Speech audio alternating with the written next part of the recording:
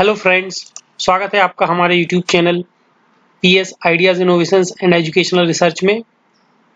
और मैं हूं पीएस।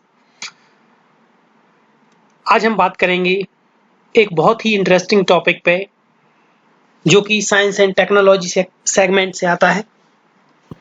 तो आज का टॉपिक है हमारा स्पेस शटल। स्पेस शटल क्या है और अंतरिक्ष में स्पेस शटल कैसे काम करता है। तो दोस्तों,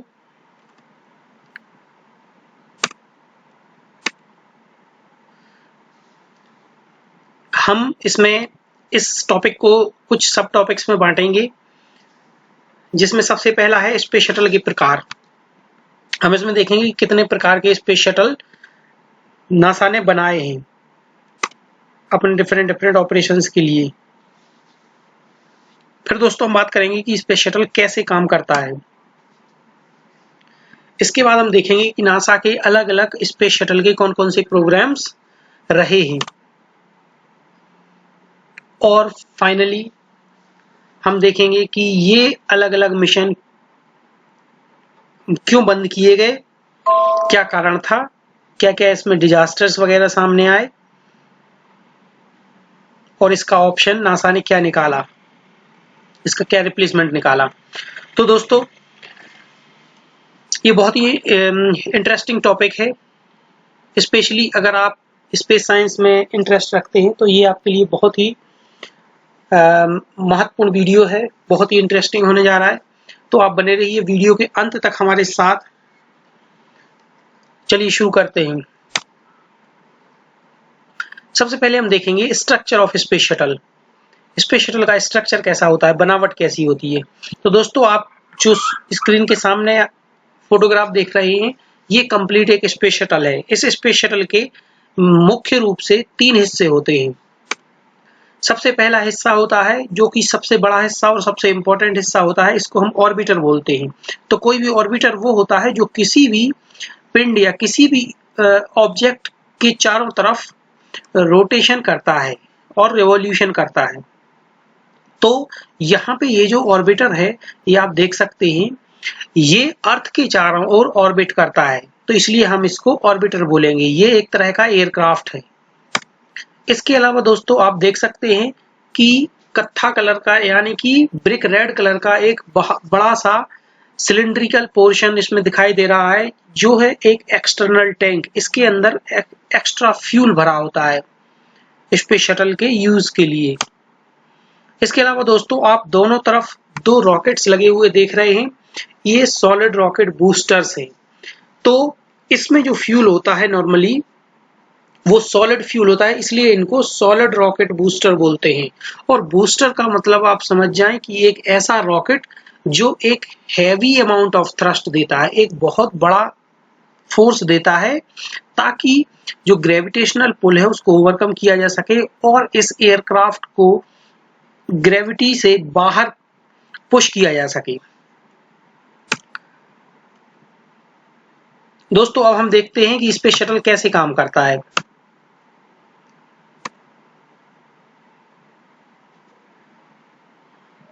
तो इस इमेज के जरिए हम समझते हैं। सबसे पहले आप देखें, यहां पे ये आपको स्पेस शटल दिखाई दे रहा है। यहां से ये लिफ्ट ऑफ हो रहा है और लिफ्ट ऑफ होने के बाद जमीन से ऊपर उठने के बाद कुछ दूरी पे ये सॉलिड रॉकेट बूस्टर सेपरेट हो जाते हैं। यहाँ पे लिखा हुआ है SRB separation, solid rocket booster separation.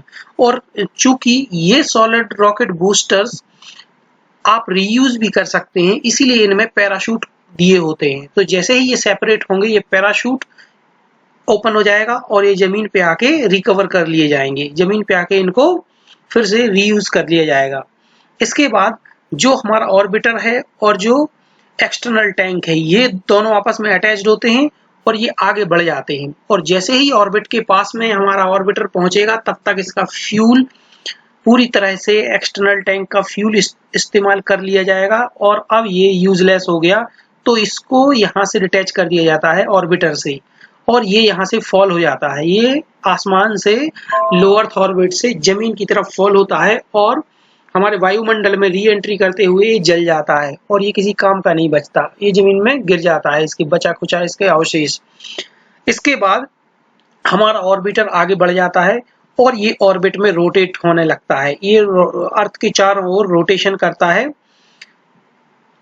और जब ये अपने ऑर्बिट में होता है उस टाइम पे इसका जो वेलोसिटी है और स्पीड है वो बहुत ही ज्यादा हाई होती है। और ये इसके ऊपर का आप स्ट्रक्चर देख रहे होंगे, ये ओपन है, तो ये ऊपर का कैरियज इसका कैरियज खुल जाता है। तो इसमें जो भी पेलोड है वो पेलोड इसके ऊपर रखा होता है, जैसे कि पेलोड हो सकता है कोई एक सैटेलाइट हो सकती है, या फिर कोई लॉजिस्टिक आइटम्स हो सकते हैं, कुछ फूड आइटम्स हो सकते हैं जो कि ऊपर इंटरनेशनल स्पेस स्टेशन के लिए ले जाए गए हों, कुछ टूल्स हो सकते हैं, कुछ मशीनरी हो सकती है। तो ये ऊपर का कैरियज खुल जाता है, पेलोड सेक्शन ओपन हो जाता है और इसके ऊपर आप देख रहे हैं कि एक रोबोटिक आर्म लगी हुई है। इस फिगर को हम बड़े फिगर में आराम से देखेंगे। अभी हम आगे बढ़ते हैं। तो इसके बाद ये फिर इसका ऑपरेशन अपना ऑपरेशन परफॉर्म करता है। उसके बाद ऑपरेशन परफॉर्म होने के बाद ये डी ऑर्बिट हो जाता है। डी ऑर्बिट का मतलब होता है ऑर्बिट से नीचे आना, अर्थ की तरफ जाना। तो अर्थ की तरफ ये जाता है और वापस ये अर्थ के एटमॉस्फेयर से री एंट्री करता है। तो यहाँ आप देख सकते हैं री एंट्री लिखा हुआ है। ये री एंट्री के समय आप देख सकते हैं ये रेड हॉट हो जाता है पूरा। इसका टेम्परेचर कई 100 डिग्री सेल्सियस तक पहुंच जाता है। और अगर इसका इंसुलेशन इसका बहुत हैवी होना चाहिए, अगर इसका इंसुलेशन थोड़ा सा भी वीक हुआ तो इसके इंटरनल जो भी सेंसर्स हैं वो खराब हो जाते हैं। इसके अंदर हीट शील्ड के अंदर आग पहुंच जाती है और ये पूरी तरह से तबाह हो जाता है, ब्लास्ट हो जाता है, जैसा कि 1 फरवरी 2003 को कोलंबिया के साथ हुआ था। तो उसकी हम चर्चा अभी करेंगे आगे। इसके बाद जैसे ही ये सेफली एटमॉस्फेयर के अंदर आ जाता है, री एंट्री हो जाती है और ये लैंड के क्लोज पहुंच जाता है, रनवे के क्लोज पहुंच जाता है, तो इसका पैराशूट खुल जाता है और ये सेफली एक नॉर्मल एयरक्राफ्ट की तरह लैंड हो जाता है। तो दोस्तों ये था कि स्पेस शटल कैसे कार्य करता है। अभी इसको हम डिटेल में थोड़ा सा देखते हैं फिगर की हेल्प से, ताकि आपको अच्छे से समझ में आए कि बेसिकली ये कैसे लॉन्च होता है, कैसे ऑर्बिट में काम करता है, कैसे फिर से री एंट्री और लैंडिंग होती है। तो चलिए हम फिगर्स की हेल्प से देखते हैं इसको। तो सबसे पहले आप देखिए टेक ऑफ हो रहा है। एक स्पेस शटल ऐसे टेक ऑफ होता है। इनिशियली टेक ऑफ होने के कुछ समय के बाद आप देख सकते हैं कि इसके सॉलिड रॉकेट बूस्टर सेपरेट हो चुके हैं। सिर्फ इसमें एक्सटर्नल टैंक है जो कि अटैच्ड है। अभी ये अपने ऑर्बिट के पास क्लोज पहुंचने वाला है, अभी पहुंचा नहीं है।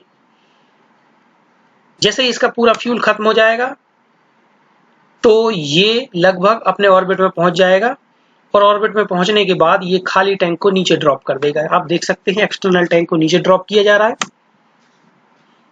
इसके बाद ये शटल ऑर्बिट में पहुंच जाता है और ऑर्बिट में पहुंचने के बाद आपको पता होना चाहिए कि ये एक लो अर्थ ऑर्बिट है।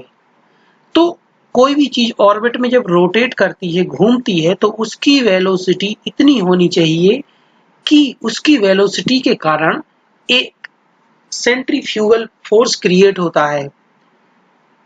और वो सेंट्रीफ्यूगल फोर्स जो ग्रेविटेशनल पुल है उसके अपोजिट साइड में होता है, यानी बाहर की तरफ होता है, रेडियली आउटवर्ड्स।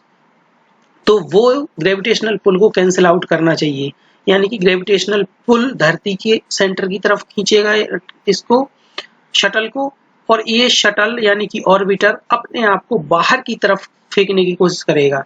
तो इसकी वेलोसिटी इतनी होनी चाहिए कि ये ग्रेविटेशनल पुल को ओवरकम कर सके और वो फोर्स ग्रेविटेशनल पुल के बराबर रहे, सेंट्रीफ्यूगल फोर्स। यहाँ पे ग्रेविटेशनल पुल एक सेंट्रीपिटल फोर्स का काम करता है जो कि किसी भी ऑब्जेक्ट के सेंटर की तरफ लगता है। तो दोस्तों यहाँ पे इसकी जो स्पीड होगी वो 28,000 किलोमीटर पर आवर होगी। अभी आप सोच सकते हैं 28,000 किलोमीटर प्रति घंटे, बहुत ज्यादा स्पीड होती है। तो दोस्तों इसके बाद आप देखेंगे कि ये ऑर्बिटर जो है अपने ऑर्बिट में घूमने लगा है। यहाँ पे एक इंटरेस्टिंग फैक्ट आपको जानना चाहिए कि जैसे एक कोई भी नॉर्मल ऑब्जेक्ट किसी एक डायरेक्शन में, जैसे कोई एयरक्राफ्ट है वो अपने सामने की तरफ फ्लाई करता है, ऑर्बिटर इसके अपोजिट फ्लाई करता है, यानी कि ये पीछे साइड फ्लाई करता है। ये आगे की तरफ फ्लाई नहीं करता, क्योंकि इसको अगर ये एक नॉर्मल एयरक्राफ्ट होता तो ये वायुमंडल में फ्लाई करता, यानी कि हवा को काट के, बर्नौलीज थ्योरम के मुताबिक नीचे एयर का प्रेशर ज्यादा हो जाएगा, क्योंकि नीचे एयर की स्पीड कम होती है और लोअर स्पीड रिलेटेड होती है हायर प्रेशर से, और विंग्स के ऊपर जो है एयर फास्ट स्पीड में फ्लो होती है, तो higher velocity of air is related with low pressure. तो ऊपर लो प्रेशर क्रिएट होता है, नीचे हाई प्रेशर क्रिएट होता है, तो एयरक्राफ्ट जो है हमारा नॉर्मल एयरक्राफ्ट वायुमंडल में ऊपर लिफ्ट हो जाता है। लेकिन आप यहाँ पे देखिए कि ये धरती के एटमॉस्फेयर के बाहर का सीन है, यानी कि यहाँ कोई एयर नहीं है, यहाँ पे कोई एयर नहीं है, यानी कि एयरक्राफ्ट को एयर की जरूरत नहीं है फ्लाई होने के लिए।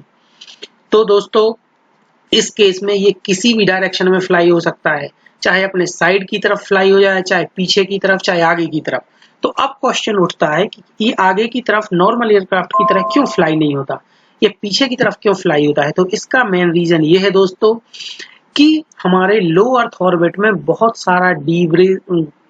सारा कचरा भी, डेब्रिस भी सर्कुलेट होता रहता है, मतलब ऑर्बिट होता रहता है, घूमता रहता है। कभी कोई सैटेलाइट खराब हो गई, उसका कचरा हो जाता है। जैसे कि फॉर एग्जांपल जो हमने एंटी सैटेलाइट हमारे पास मिसाइल्स हैं, चाइना के पास है, रसिया पास है, अमेरिका के पास है और इंडिया के पास है, ये 4 कंट्रीज के पास एंटी सैटेलाइट मिसाइल्स भी हैं।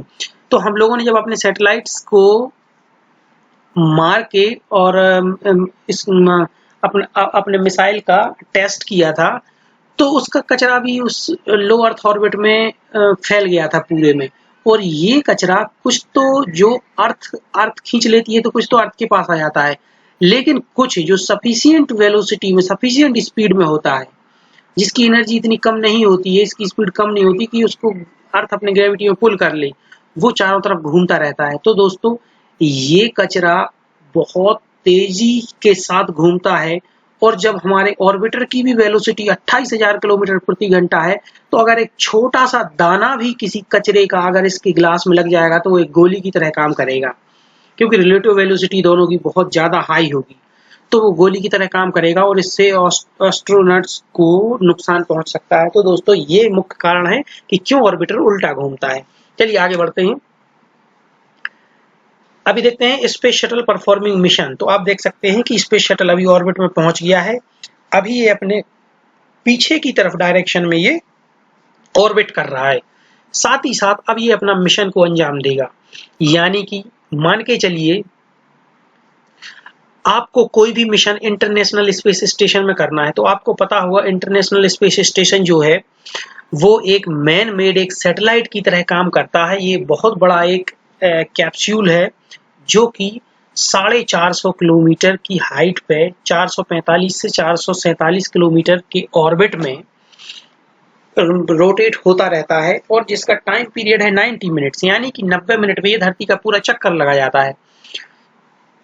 तो दोस्तों उस पे अगर कोई ऑपरेशन परफॉर्म करना है, तो उस पे ऑपरेशन परफॉर्म करने के लिए हमारे ऑर्बिटर को भी उसी ऑर्बिट में घूमना होगा, उसी स्पीड से घूमना होगा, ताकि दोनों की रिलेटिव वेलोसिटी 0 हो जाए, रिलेटिव स्पीड 0 हो जाए। तो जब इनकी रिलेटिव स्पीड 0 हो जाएगी, फिर ये एक दूसरे के साथ अटैच हो सकते हैं, एक दूसरे के साथ अटैच हो जाएंगे, जिसको कि हम डॉकिंग बोलते हैं। आगे हम देखेंगे कि डॉकिंग कैसे होती है, आगे फिगर में हम देखेंगे। तो दोस्तों आप देख सकते हैं कि इसका जो ऊपर का कंपार्टमेंट है जिसमें कि पेलोड होता है, पेलोड कंपार्टमेंट अभी ओपन हो गया है, आप देख सकते हैं फिगर में।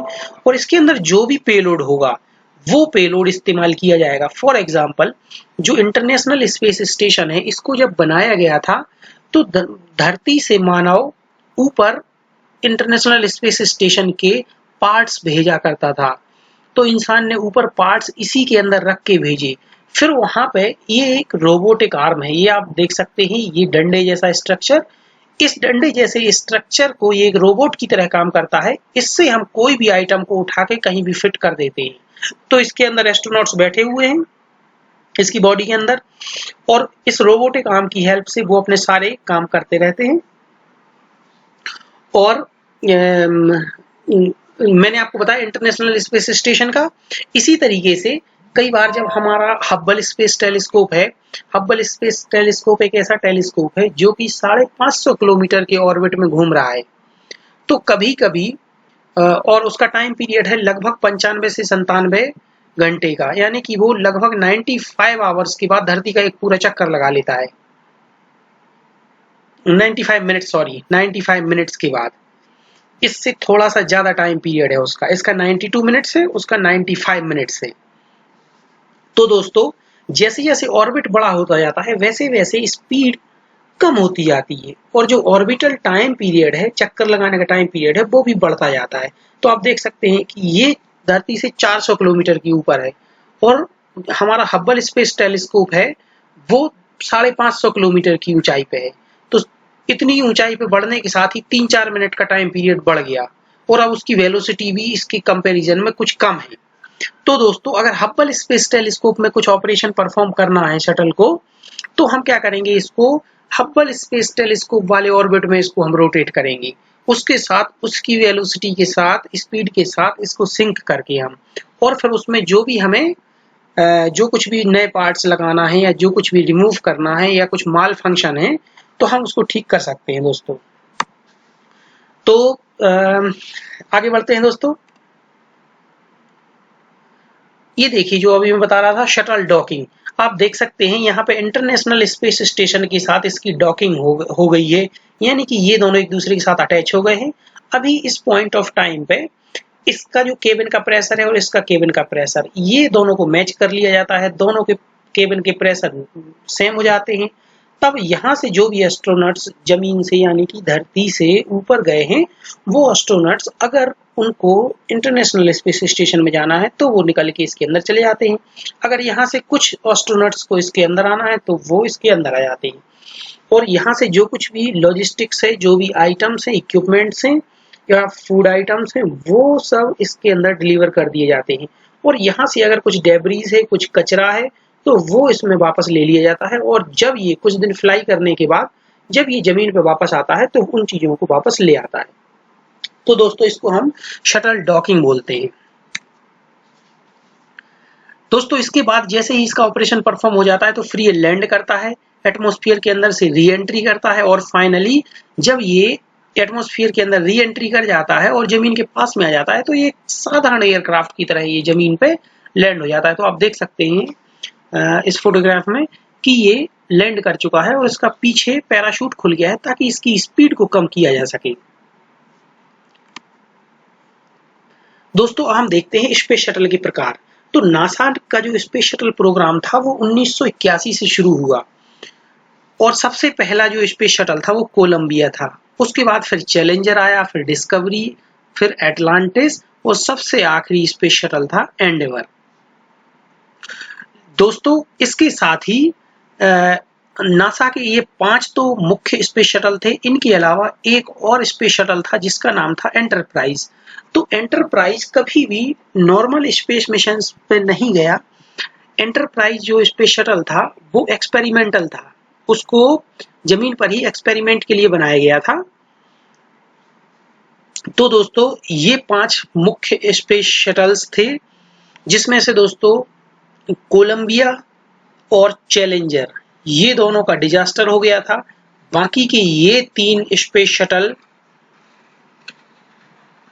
अपना टास्क कंप्लीट करने के बाद रिटायर हुए हैं और अभी म्यूजियम में रखे गए हैं।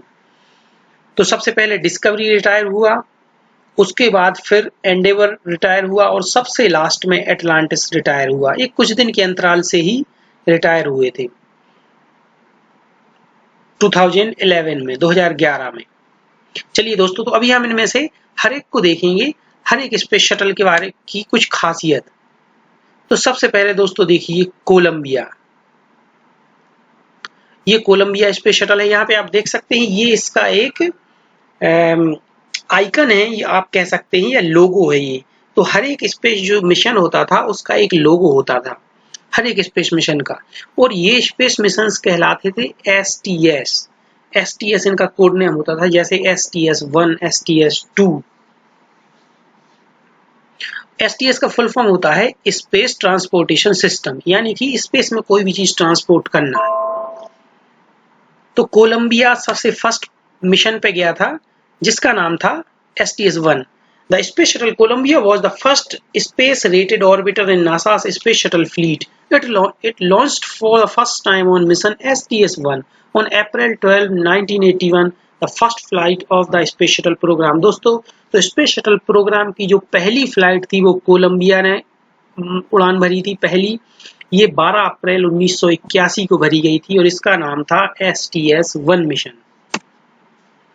Space Shuttle destroyed during re-entry on Feb 1, 2003 and all 7 astronauts on board were killed.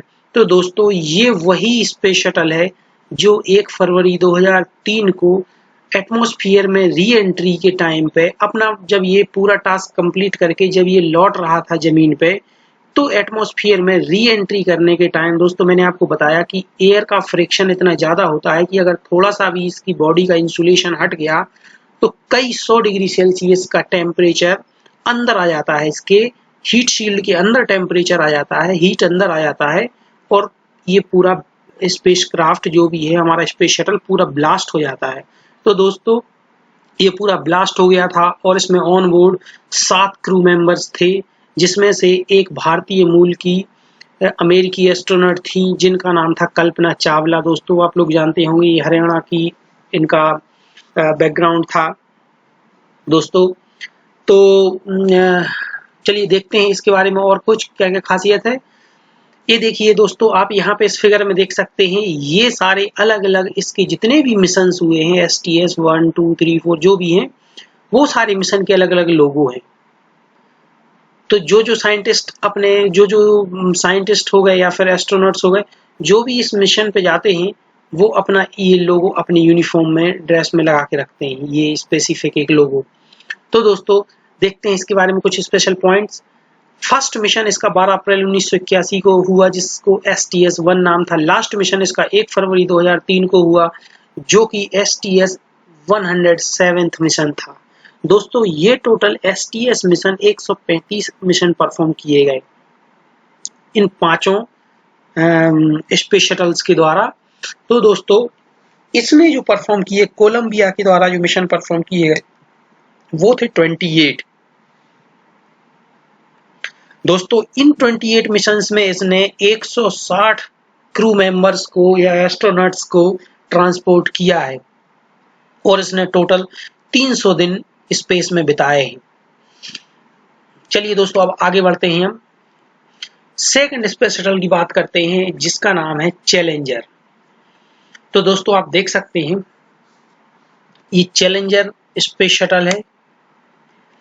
इसके बारे में कुछ हम खासियत देखते हैं, क्या क्या इंपॉर्टेंट पॉइंट्स है। इसका फर्स्ट मिशन 4 अप्रैल 1983 को हुआ, यानी कि कोलंबिया से 2 साल बाद।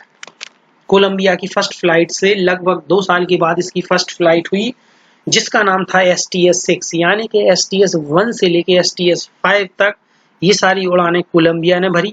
उसके बाद STS-6 से चैलेंजर का मिशन शुरू हुआ और पैरेलली कोलंबिया भी फ्लाई करता रहा, पैरेलली ये भी फ्लाई करता था, ऐसा नहीं है कि कोलंबिया रिटायर हो गया था। तो दोस्तों STS-6 मिशन इसका पहला मिशन था और इसका आखिरी मिशन STS-51 था। तो दोस्तों इसका आखिरी मिशन पूरे 3 साल बाद ही इसका आखिरी मिशन हो गया। 28 जनवरी 1986 को STS-51 इसका लास्ट मिशन था। इसने टोटल 10 मिशन ही पूरे कर पाए और एक्सीडेंटली ये भी डिजास्टर का शिकार हो गया था। तो दोस्तों इसने टोटल 10 मिशन पूरे किए और इसने 62 दिन ही स्पेस में बिता पाए। टोटल इन 10 मिशन के दौरान ये 62 दिन तक स्पेस में रहा और इसने कुल 10 सैटेलाइट्स को डिप्लॉय किया अंतरिक्ष की अलग अलग कक्षाओं में जमीन से ले जाके। दूसरा है दोस्तों The Space Shuttle Challenger disaster was a fatal incident in the United States space program that occurred on 28 Jan 1986 when the Space Shuttle Challenger broke apart 73 seconds into its flight, killing all 7 crew members. तो दोस्तों आप देख सकते हैं कि ये पहला space shuttle का डिजास्टर था। कोलंबिया का इसके काफी बाद में हुआ है, 2003 में हुआ है, लेकिन ये स्पेस शटल प्रोग्राम के शुरू होने के 5 साल बाद ही हो गया। दोस्तों आप देख सकते हैं 81 में प्रोग्राम शुरू हुआ था और उसके 5 साल बाद ही 1986 में ये मतलब शिकार हो गया। इसके पहले सिर्फ 50 ही मिशन जा पाए थे, और ये 51वां मिशन था जो कि इसका लास्ट मिशन साबित हुआ और ये फेल हो गया STS-51। तो दोस्तों ये जैसे ही लॉन्च हुआ इसके 73 सेकंड्स के अंदर ही ये ब्लास्ट हो गया था। तो ये जो SRB है सॉलिड रॉकेट बूस्टर, उसमें कुछ प्रॉब्लम की वजह से ये ब्लास्ट हो गया था। इसके बारे में हम आगे देखेंगे, बात करेंगे। दोस्तों नेक्स्ट है discovery space shuttle. Discovery space shuttle ये अपने आप में एक बहुत ही महान स्पेस शटल है। इस स्पेस शटल का ना ही कोई डिजास्टर हुआ, ना ही कोई प्रॉब्लम हुई, और इसने सबसे ज्यादा मिशंस में सबसे ज्यादा काम किया दोस्तों। तो देखते हैं हम स्पेस शटल डिस्कवरी के बारे में कुछ इंपॉर्टेंट पॉइंट्स। इसका फर्स्ट मिशन 1984 को हुआ, STS-41। 30 अगस्त 1984 को इसका फर्स्ट मिशन था, और इसका लास्ट मिशन 9 मार्च 2011 को हुआ, STS-133। तो दोस्तों ये लास्ट मिशन 2011 में ही हुए हैं। तो डिस्कवरी का सबसे पहले 133 मिशन पे डिस्कवरी गया, और उसके बाद ये रिटायर हो गया। और दोस्तों डिस्कवरी के जस्ट बाद एंडेवर स्पेस शटल का 134th मिशन था, जो कि सबसे लास्ट मिशन था प्लान्ड। लेकिन फिर उसके बाद एक मिशन और प्लान किया गया, गवर्नमेंट ने अप्रूवल दिया, जिसका नाम था STS-135, जो कि स्पेस शटल प्रोग्राम का सबसे लास्ट मिशन था, जिसपे कि अटलांटिस गया। तो सबसे लास्ट मिशन जो पूरा किया, सबसे लास्ट में रिटायर हुआ, वो अटलांटिस था। लेकिन ये तीनों लगातार 2011 के अंदर ही रिटायर हुए दोस्तों। तो इसने डिस्कवरी की बात करते हैं हम, इसने टोटल 39 मिशंस किए, सबसे ज्यादा मिशन इसने पूरे किए 39। और इसमें जो क्रू मेंबर्स थे, इसने टोटल सबसे ज्यादा 252 क्रू मेंबर्स को ट्रांसपोर्ट किया दोस्तों। और इसने टोटल सबसे ज्यादा दिन स्पेस में बिताए हैं, जो कि 1 साल और 1 दिन है, यानी कि 366 दिन इसने स्पेस में बिताए हैं। और दोस्तों इसने कुल सबसे ज्यादा सैटेलाइट्स डिप्लॉय किए, जो कि 31 हैं। और एक बहुत ही स्पेशल और खास चीज इसके बारे में ये है कि इसने स्पेस जो हमारा हब्बल स्पेस टेलीस्कोप है, उसको अपने 550 किलोमीटर की दूरी के ऑर्बिट में स्थापित किया। इसने जमीन से ये हब्बल स्पेस टेलीस्कोप को ले गया और इसने उसको ऑर्बिट में डिप्लॉय किया। ये एक स्पेशल चीज है डिस्कवरी के बारे में दोस्तों। नाउ इसके बाद इसने कितनी डॉकिंग्स की, तो मीर एक स्पेस स्टेशन था दोस्तों, जैसे इंटरनेशनल स्पेस स्टेशन है, ऐसे ही पहले एक रूस का एक मीर स्पेस स्टेशन था। तो दोस्तों मीर की डॉकिंग इसने 2 बार की। उसके बाद फिर इंटरनेशनल स्पेस स्टेशन की डॉकिंग इसने 13 बार की। दोस्तों मीर अभी रिटायर हो चुका है, मीर स्पेस स्टेशन अभी एग्जिस्ट नहीं करता है, लेकिन इंटरनेशनल स्पेस स्टेशन अभी एग्जिस्ट करता है। The shuttle is now on display at the Smithsonian National Air and Space Museum। तो दोस्तों अगर आप कभी यूनाइटेड स्टेट्स जाएं, तो आप वहां पे Smithsonian national air and space museum जरूर जाएं। वहां पे आप इस डिस्कवरी स्पेस शटल को म्यूजियम में रखा हुआ देख सकते हैं। चलिए दोस्तों अब आगे बढ़ते हैं और बात करते हैं हम एटलांटिस की। तो दोस्तों आप देख सकते हैं यहाँ पे इस फोटोग्राफ में, कितना सुंदर फोटोग्राफ है। इस फोटोग्राफ में एटलांटिस इंटरनेशनल स्पेस स्टेशन के साथ डॉक है, यानी कि उसके साथ अटैच है, और ये दोनों अभी एक ही स्ट्रक्चर की तरह काम कर रहे हैं, यानी कि इस एस्ट्रोनॉट्स इधर से उधर जा सकते हैं, उधर से इधर आ सकते हैं। तो दोस्तों बात करते हैं इसके फर्स्ट मिशन की। इसका फर्स्ट मिशन 1985 में हुआ, 3 से 7 अक्टूबर 1985। इस मिशन का नाम था STS-51 दोस्तों। और इसका जो लास्ट मिशन था, वो लास्ट मिशन था STS-135, जो कि पूरे स्पेस शटल प्रोग्राम का सबसे लास्ट मिशन था। जैसा मैंने आपको बताया, जुलाई 2011 में सारे स्पेस शटल के जो भी मिशंस थे, सारे रिटायर हो चुके थे। ये सबसे लास्ट मिशन था, जो कि 8 से 21 जुलाई 2011 को परफॉर्म किया गया, STS-135। इसने टोटल मिशन किए हैं, 33 मिशन किए हैं, और टोटल 207 क्रू मेंबर्स को इसने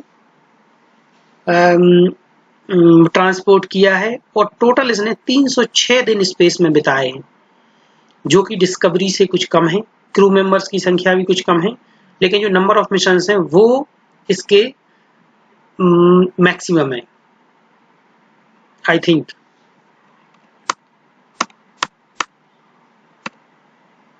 ओके, मैक्सिमम नहीं, सेकंड नंबर पे है। सबसे ज्यादा मिशंस जो है वो 39 है डिस्कवरी के, और नंबर ऑफ क्रू मेंबर्स भी डिस्कवरी के सबसे ज्यादा है। Atlantis is at the second position. So इसके नंबर ऑफ मिशंस 33 हैं, crew members 207, days spent in space 306 and satellites deployed हैं 14। इसने 14 सैटेलाइट को अंतरिक्षी विभिन्न कक्षाओं में डिप्लॉय किया है, और इसने मीर की डॉकिंग की 7 बार और इंटरनेशनल स्पेस स्टेशन की डॉकिंग की 12 बार। आगे बढ़ते हैं दोस्तों, ये देखिए कितना सुंदर फोटोग्राफ है। ये स्पेस शटल प्रोग्राम का सबसे आखिरी लैंडिंग का फोटोग्राफ है, जो कि STS-135 मिशन का फोटोग्राफ है। एटलांटिस अपने आखिरी मिशन पे लैंड हो रहा है इस फोटो में। Atlantis embarked on its 33rd and final mission, also the final mission of a space shuttle STS-135। 33वें और अपने आखिरी मिशन में STS-135 में एटलांटिस रिटायर हो गया। Atlantis is currently displayed at the Kennedy Space Center Visitor Complex। तो अगर आप कभी कैनेडी स्पेस सेंटर जाए अमेरिका, तो आप एटलांटिस को जरूर देखें, वहां पे इसको डिस्प्ले किया गया है।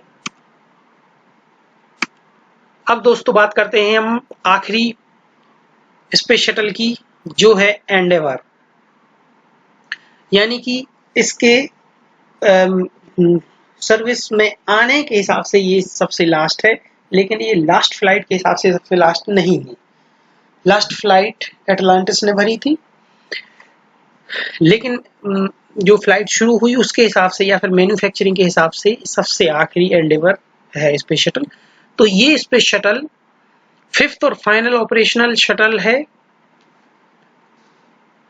It embarked on its first mission STS-49 in May 1992। तो इसका जो पहला मिशन था STS-49 था 1992 में, और इसका 25वां और फाइनल मिशन STS-134 था मई 2011 में, जो कि परफॉर्म किया गया। Endeavour is displayed at the Canada aviation and space museum in Ottawa. जब दोस्तों एंडेवर को रिटायर किया गया, तो उसके बाद ये मांग उठी कि इसको कहाँ, कुछ लोगों ने, बहुत सारे लोगों ने मांग उठाई कि अब ये मतलब रिटायर होने जा रहा है, तो इसको क्यों ना, क्योंकि उस टाइम पे जो प्लान था उसके हिसाब से ये सबसे लास्ट मिशन था, तो बोला गया कि क्यों ना इसको हम डिस्प्ले करें कनाडा में। तो इसके लिए फिर वोटिंग की गई, और वोटिंग में फाइनली ज़्यादा वोट्स मिले कनाडा के लिए, ओटावा के लिए। तो ओटावा में इसको फाइनली डिस्प्ले किया गया है म्यूजियम में दोस्तों। इसके बारे में कुछ इंपॉर्टेंट फैक्ट्स देखते हैं। First mission was 7th May 1992 STS-49, then the last mission was 16 May 2011 STS-134। Total number of missions 25। Crew members ये थर्ड पोजीशन पे है टोटल नंबर ऑफ मिशंस में। सबसे ज्यादा मिशन डिस्कवरी का, उसके बाद एटलांटिस का, और उसके बाद फिर आपके एंडेवर का। और number of crew members transport किए इसने 173, और total number of days spent किए हैं स्पेस में वो है 299। तो ये थर्ड नंबर पे है। सैटेलाइट्स डिप्लॉय किए इसने ओनली 3, और मीर के साथ डॉकिंग की 1 बार, और इंटरनेशनल स्पेस स्टेशन के साथ इसने ISS के साथ 12 बार डॉकिंग की है दोस्तों। आगे बढ़ते हैं, नासा के स्पेस शटल मिशन के बारे में कुछ इंपॉर्टेंट पॉइंट्स देखते हैं दोस्तों। तो नासा के जो स्पेस शटल मिशन है, इसका ऑफिशियल नाम था स्पेस ट्रांसपोर्टेशन सिस्टम या STS, जो हम ऑलरेडी बात कर चुके हैं। उसके बाद orbiter launched with 2 reusable rocket, solid rocket boosters and a disposable external fuel tank. तो दोस्तों जो ऑर्बिटर है, जो कि 2 रीयूजेबल सॉलिड रॉकेट बूस्टर के साथ लॉन्च होता है, जो हम सबसे शुरू में इसके स्ट्रक्चर में बात कर चुके हैं। और इसके साथ एक डिस्पोजेबल एक्सटर्नल फ्यूल टैंक होता है, जो कि डिस्पोज हो जाता है, वो डिस्पोजेबल होता है, जिसको फेंक दिया जाता है बाद में, ये किसी काम का नहीं बचता, जो एक्सटर्नल टैंक ET बोलते हैं जिसको। और दोस्तों carried up to 8 astronauts and up to 50,000 pounds और 23,000 kgs of payload into low Earth orbit। तो दोस्तों इसका काम था, मैक्सिमम इसकी कैपेसिटी थी 8 एस्ट्रोनॉट को ये ले जा सकता था लो अर्थ ऑर्बिट में, और दोस्तों इसके साथ ही टोटल पेलोड, टोटल वजन ये ले जा सकता था 23,000 किलोग्राम, यानी कि 230 क्विंटल। तो आप सोच सकते हैं 230 क्विंटल का कितना सारा वेट होता है, ये इसको लो अर्थ ऑर्बिट तक लेके जाता था। Now, when its mission was complete, the orbiter would re-enter the Earth's atmosphere and land like a glider। तो दोस्तों जब ये अपने मिशन कंप्लीट होने के बाद अर्थ के एटमॉस्फेयर में री एंटर करता था, तो उस टाइम पे ये ग्लाइडर की तरह ये लैंड करता था, यानी कि विदाउट एनी प्रोपल्सन सिस्टम, बिना किसी फ्यूल, बिना किसी ईंधन के एक ग्लाइडर की तरह हवा में ग्लाइड करते हुए जमीन पे लैंड करता था। The shuttle is the only winged crewed aircraft to have achieved orbit and landing। तो दोस्तों ये शटल ही एक ऐसा स्पेस क्राफ्ट है जिसमें कि क्रू बैठे होते हैं और इसमें विंग्स लगे होते हैं, जिसने कि ऑर्बिट, अर्थ को ऑर्बिट किया है और लैंडिंग करने में सफल हुआ है। ऐसा और दूसरा अभी तक कोई स्पेस क्राफ्ट नहीं है। नेक्स्ट देखते हैं दोस्तों, its mission involve carrying large payloads to various orbits including international space station. तो दोस्तों इसमें कहा गया है कि इसका जो मिशन था वो था लार्ज पेलोड्स, बड़े बड़े पेलोड्स को ले जाना, जिसमें कि अंतरराष्ट्रीय स्पेस स्टेशन के पेलोड भी शामिल थे और दूसरे ऑर्बिट्स के भी पेलोड थे, जैसे कि अलग अलग ऑर्बिट में अलग अलग सैटेलाइट को भेजना, या फिर हब्बल स्पेस टेलीस्कोप को भेजना, या फिर हब्बल स्पेस टेलीस्कोप में कुछ रिपेयर करना। देन दोस्तों नेक्स्ट है providing crew rotation for space station, यानी कि कुछ क्रू जिनका टाइम पीरियड हो गया है, जिनके एक्सपेरिमेंट्स हो गए हैं, उनको वापस लाना है इंटरनेशनल स्पेस स्टेशन से, और कुछ लोग नए लोगों को वहां पर रिप्लेसमेंट के रूप में भेजना। Then performing service missions on Hubble space telescope, already हम बात कर चुके हैं दोस्तों, परफॉर्म करना सब हब्बल स्पेस टेलीस्कोप पे अलग अलग सर्विस मिशंस, उसकी सर्विसिंग करना, कुछ पार्ट रिप्लेस करना, ये सब चीजें। Then the orbiter also recovered satellites and other payloads easy from ISS from orbit and returned them to Earth। तो दोस्तों अमेरिका के कुछ ऐसे ऐसे खुफिया और स्पेशल सैटेलाइट्स हैं, जिन सैटेलाइट्स को जब उनकी एज खत्म हो जाती है तब भी उनको ऑर्बिट में खाली छोड़ना ठीक नहीं है।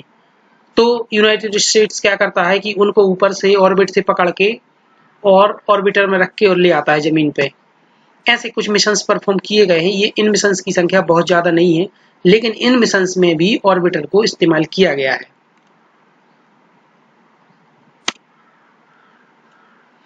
नासा का स्पेस शटल कार्यक्रम 12 अप्रैल 1981 को प्रारंभ हुआ तथा लगभग 30 वर्षों बाद 21 जुलाई 2011 को समाप्त हो गया। Launch of the first shuttle Columbia on 12 April 1981 on STS-1। NASA ने इस कार्यक्रम के तहत अपने अंतरिक्ष यान कोलंबिया, चैलेंजर, डिस्कवरी, एंडेवर और अटलांटिस के माध्यम से लगभग 135 मिशन क्रियान्वित किए, जिन्होंने अंतरराष्ट्रीय अंतरिक्ष स्टेशन के निर्माण तथा नई पीढ़ी के अंतरिक्ष मिशनों में महत्वपूर्ण भूमिका निभाई है। Discovery was the first operational shuttle to be retired followed by Endeavour and Atlantis. तो दोस्तों हमने बताया कि डिस्कवरी के पहले के तो दोनों शटल जो हैं वो क्रैश हो गए थे, तो डिस्कवरी ऐसा पहला ऑपरेशनल शटल था जो रिटायर हुआ, और डिस्कवरी के रिटायर होने के बाद एंडेवर रिटायर हुआ और फिर अटलांटिस रिटायर हुआ। ये सारे 2011 में रिटायर हुए। नासा के अंतिम अंतरिक्ष शटल मिशन का नाम STS-135 था, जिसे 21 जुलाई 2011 को अटलांटिस अंतरिक्ष यान के माध्यम से संचालित किया गया था। तो दोस्तों अटलांटिस सबसे आखिरी मिशन था। दोस्तों अभी देखते हैं हम कि स्पेस शटल कार्यक्रम आखिर क्यों बंद हुआ, ऐसी क्या वजह थी कि स्पेस शटल कार्यक्रम को यूनाइटेड स्टेट्स को बंद करना पड़ा। तो दोस्तों वर्ष 2003 में नासा का कोलंबिया यान अपने 28वें मिशन के दौरान शटल के विंग में छेद होने के कारण नष्ट हो गया तथा उसमें सवार भारतीय मूल की अंतरिक्ष यात्री कल्पना चावला सहित सभी 7 सदस्यों की मौत हो गई थी। तो दोस्तों आप जानते हैं कि 2003 में कोलंबिया क्रैश हुआ था, जिसमें 7 लोगों की मौत हो गई थी। इसी तरीके से दोस्तों आप जानते हैं कि चैलेंजर स्पेस शटल है, वो भी अपना लॉन्चिंग के 73 सेकंड में ही वो भी क्रैश हो गया था, तो 7 लोगों की उसमें मौत हो गई थी। और 7 लोगों की कोलंबिया में मौत हुई थी। तो ऐसे 14 लोगों की मौत हो गई थी। इसके अलावा 4 और लोगों की स्पेस मिशन प्रिपरेशन के दौरान कैप्सूल में मौत हो गई थी, जमीन पर ही। तो इस तरह से टोटल नासा ने अपने 18 साइंटिस्ट्स और एस्ट्रोनॉट्स को खोया। A total of 18 people have lost their lives either while in space or in preparation for a space mission in 4 separate incidents. तो अलग-अलग 4 इंसिडेंट में टोटल 18 लोगों की इसमें मृत्यु हुई। और तो इस तरीके से आप देख सकते हैं कि मैन एंड मटेरियल का भी काफी नुकसान हुआ है इन मिशन में। और जब कोलंबिया एक्सीडेंट का इन्वेस्टिगेशन बोर्ड बैठा, जिसको CAI भी कहा गया, तो इसने अपनी रिपोर्ट में कहा था, the shuttle is now an ageing system but still developmental in character. It is the nation's interest to replace the shuttle as soon as possible. यानी कि कोलंबिया एक्सीडेंट इन्वेस्टिगेशन बोर्ड ने ये रिकमेंडेशन दिया था कि शटल अब पुरानी technology हो गई है और अब ये सिस्टम एज्ड हो गया है, बूढ़ा हो गया है, लेकिन ये अपने नेचर में डेवलपमेंटल है, यानी कि इसमें और विकास किया जा सकता है और इसे और बेहतर बनाया जा सकता है। तो अभी राष्ट्र के हित में यही होगा कि स्पेस शटल के जो स्पेस शटल है उसको एक दूसरे किसी प्रोग्राम से इसको रिप्लेस किया जाए, दूसरे किसी व्हीकल से इसको रिप्लेस किया जाए। तो दोस्तों अभी आप न्यूज में सुनते होंगे, आप देखते होंगे कि बोइंग और स्पेसएक्स 2 कंपनियां हैं, प्राइवेट कंपनियां हैं, ये अभी नासा को मिल गई हैं। जो कि अब नासा तो एक सरकारी एजेंसी है, तो आप जानते हैं कि सरकारी लोग कैसे, मतलब एफिशिएंसी प्राइवेट से थोड़ी सी कहीं ना कहीं कम होती है।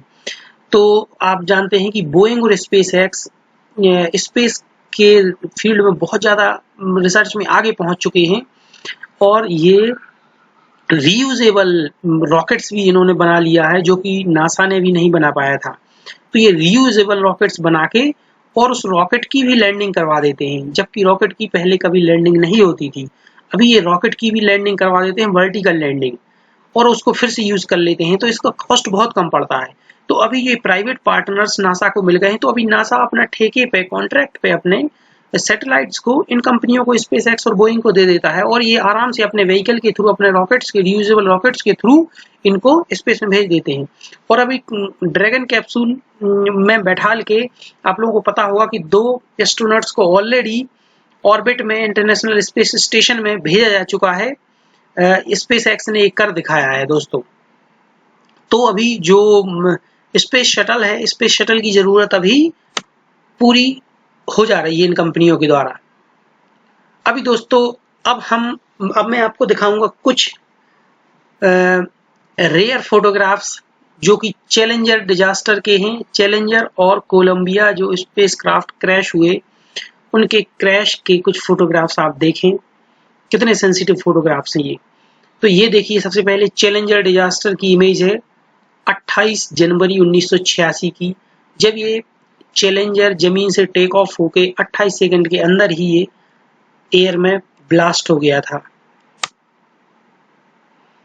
और ये ब्लास्ट होने के बाद अटलांटिक ओशन में गिर गया था, मतलब इसका डेब्रिस गिर गया था, जो इसका जला भुना छोटे छोटे से इसके टुकड़े थे वो गिर गए थे। तो आप देख सकते हैं ये पानी के अंदर का ये फोटोग्राफ आप देख सकते हैं कि किस तरीके से ये आपको यहाँ पे शूज दिख रहा होगा, ये शूज है, ये एस्ट्रोनॉट्स का शूज है, और ये कुछ और क्रॉकरी टाइप का कुछ आइटम दिख रहा है, ये कुछ और आइटम्स हैं, कुछ क्लोथिंग्स है।